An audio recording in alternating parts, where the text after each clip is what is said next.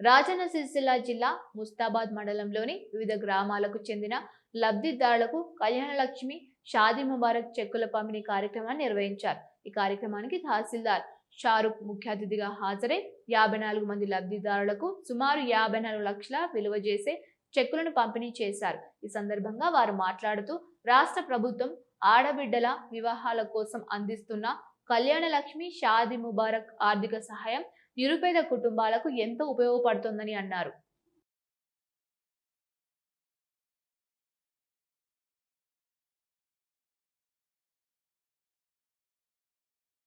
ఈ కార్యక్రమం ఉద్దేశం నుంచి రెండు విషయాలు మాట్లాడుతున్నారు। మరి ముఖ్యంగా ఈ కార్యక్రమం ప్రధాన ఉద్దేశం చాలా మంచిది। ఎందుకంటే గతంలో ఆడపిల్ల పుట్టిందంటే తల్లిదండ్రులు భయం అనేది, ఎట్లా పెళ్లి చేయాలని చెప్పి ఆందోళన పడేవారు। ఇప్పటికి కూడా అదే ఉంది, భ్రూణహత్యలు కూడా జరిగినాయి।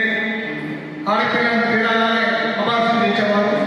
అలాంటిది ఈరోజు ఆ మహిళలు ఆడపిల్ల వాళ్ళ పెళ్లి కోసం ప్రభుత్వం ద్వారా ఈ రకంగా ₹1,00,000 రావడం చాలా గొప్ప విషయం। ఇలాంటి ఇచ్చి